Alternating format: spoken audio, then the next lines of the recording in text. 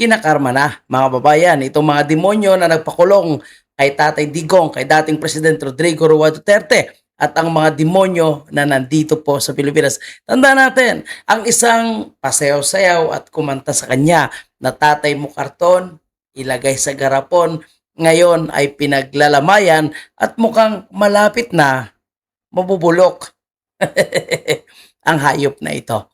Pero hindi yan ang ating topic, mga kabayan natin. Karim Khan ay tinanggal na po ng ICC. Pinagbutuhan at tinanggal dahil sa pagiging mangkanor. At Ridon, galit na galit po itong si Ridon. Lumalaki na naman yung kanyang ilong sa galit dahil daw po sa request ng Office of the Vice President na dapat librehin ng Senado ang pagkain ng defense. So galit na galit sila, mga kabayan po natin. At Senator Robin Padilla, imbis na magalit po dito kay Angel Locsin, abay tinanggap niya po ito at sinasabi niya nga may pinagdadaanan lang. Kung hindi pa kayo nakalike, nakasubscribe, nakapalo, palike, pasubscribe, papalo po dito sa ating social media platform, Facebook and YouTube, mga kabayan. Okay, unahin natin itong kay Karim Khan. Tinanggal na po si Karim Khan bilang ICC po or miyembro ng ICC.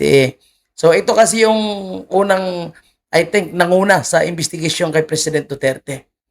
O yun pala, isang manyakis, isang mangkanor. So inaakusahan nila si President Duterte na paglabag po sa crimes against humanity. Pero ang ginawa nito, grabe po, no? So isa ito, pagkakalam po, isa ito sa kasabwat ng mga Pilipinong makapili, no? Nagkukunwaring makapilipino, pero isinuko yung President Rodrigo Roa Duterte sa bansang dayuhan.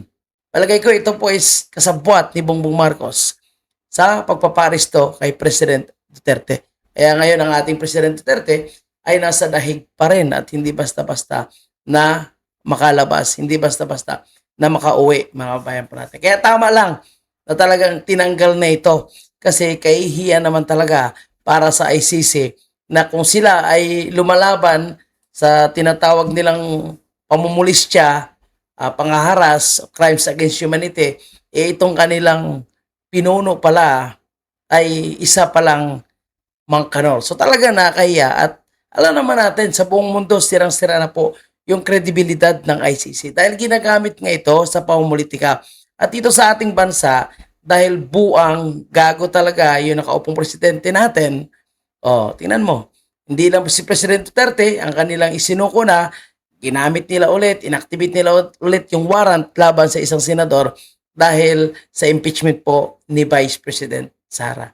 So ganyan po sila ha. At ngayon, sinasabi nila na naintindihan daw ng Amerika yung kanilang stand sa ICC. Pero grabe po yung galit ngayon ng Amerika. Mismo po, ang isang Amerikano na bumisita kay Bongbong Marcos, si Mr. Rubio, ay tinawag po na buang yung ICC. At gigil na gigil po sila at gusto nilang maipabuwag agad yung ICC dahil ito po ay ginagamit umano ng mga politikong may gustong husgahan sa isang bansa, which is yan po ang ginawa nitong si Bongbong Marcos. So tama lang yan at hindi lang po yan ha. Ito pa, yung Venezuela ay nagbigay na ng kanilang notifies sa United Nations na sila po ay officially nagwi-withdraw na sa ICC. Sunod-sunod na po yan, mga kababayan po natin.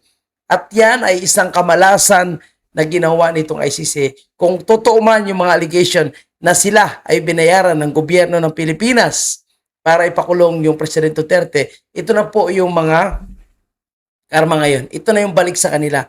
Dahil dahan-dahan na nagwi-withdraw yung mga malalaking bansa. At dahil napag-usapan niyo po natin yung withdrawal, napag-usapan din po natin yung pambabatikos ng Amerika sa ICC at ang planong pagwasak nitong ICC. Ito, pakinggan natin ang diskusyon ng dalawa po mula sa Net 25. Dahil ang pinag-uusapan dito, ang sinabi po ng Amerika patungkol po sa pagbuwag ng ICC. Kung tatagalugin daw po, kung ililiwas sa Tagalog ang kanya mga sinabi, Ano sabi? may tinawag siyang bobo at walang silbi. Na? Grabe. Oh. Habang Eh, kung may tinawag na bobo at walang silbi, si Bongbong yun. Nasa Pilipinas, Matindi yan. Oo. meron pa siyang dinagdag eh. Ano pa sabi? Ano pa? Yun daw mga taong yan Oh. ay buwang. pinamumunuan daw ng mga buwang at baliw. Naku po. Masakit ka magsalita, Ginoong Mark Rubio. Pag tinagalog. Pag tinagalog, ay gusto mo ba marinig sa Ingles? At saka, gusto kong Oh. alamin kung sino tinutukoy niya. Dahil dito sa Pilipinas, Oho. maraming ganyan ngayon na nagpapalitan ng kung sino yung bobo, kung sino yung, di ba? May mga pinagsasabihan silang Oo. May masakit Tama. din pala magsalita itong si Ginoong Mark Rubio. Eh, At pagka- sinabi niya ito, Nelson Oo. habang siya'y nasa Pilipinas, Nako. sa harapan ng mga mamamahayag ng Pilipino. Di ba nakipag-usap siya kay Pangulo? Oo, kay Pangulo.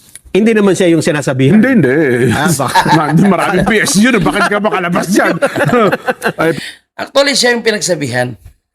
Hindi lang mismo sa kanyang pagmumukha sinabi. pero habang Oh. habang siy'y narito at kaharap po mga mamamahayag, may sinabihan po. Ibig sabihin, press con ito. Press con.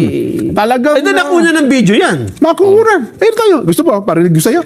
Sige. Ito po, pakinggan niyong mabuti ang sinabi po ni US Secretary of State Mark Rubio. Mark? Here's how I reconcile it. We're not members of the ICC. We never signed that treaty. We never joined it. And they somehow claim that they have a right nonetheless to go after non-treaty members and put heads of state and others in jail. We've long had quarrels with them. And we have lunatics and crazies involved in the ICC that are talking about charging members of the U.S. military, maybe even the president or a future president, with crimes. And it's not going to happen. It's just not going to happen. We are not members of that court. We never signed on to that treaty. They need to understand that. If people want to sign on and be a part of that stupid organization, they can. But we're not. O ayan, Bongbong Marcos, stupid organization. Yaang ICC. Gago, bobo, buang, kumbaga. O ngayon, yan pa rin yung kanilang ginagamit at naninindigan po sila na tama daw yung ginawa nilang pagpapadala kay President Duterte. Yung alay mismo na Amerika yung nagsasabi na, diba, buang itong ICC. Pati itong mga prosecutors, yung mga abogado na nandyan sa ICC. Pero yung presidente natin, sa bagay buang din pala yun, ay believe na believe po sa ICC at tinatakot nila si Vice President Sara na isusunod na naman daw sa ICC. Ayop talaga yung mga ito, no? Si Bongo daw may nakapinding lang na warrant. At ngayon si Bato ay pinapahanap na daw sa NBI at patuloy na minamanhunt para mapaaresto at mapadala sa ICC. Grabe yung ating bansa. Samantala, yung ibang bansa ay gusto na ngang i-abolish ito, pinangungunahan ng Amerika. Kaya tama yung desisyon po ni President Duterte na umalis dito. At ang pag-alis ay talagang tama dahil wala naman talagang kwenta. So mantakin mo, gagamitin lang sa kalaban sa politika. At ang masakit, paggamit na naman yung pera ng taong bayan. Kaya saludo po tayo sa mga bansang umalis na sa Venezuela. Saludo po tayo. Sa mga nanindigan, nandiyan po yung Amerika, China at Russia. Sana po itong mga malalaking bansa na ito ay magtulong-tulong na para tuluyan ang mawasak itong ICC na ito. And tama lang ang nangyari dito kay Karim Khan. Dahil ito po, mukha pa lang nito, hindi mapagkatiwalaan. Kaya palagay ko kung nagkaroon man ng bayaran, malaki ang posibilidad na ang bugok na ito, posibleng nakatanggap. Kung nagkaroon ng bayaran.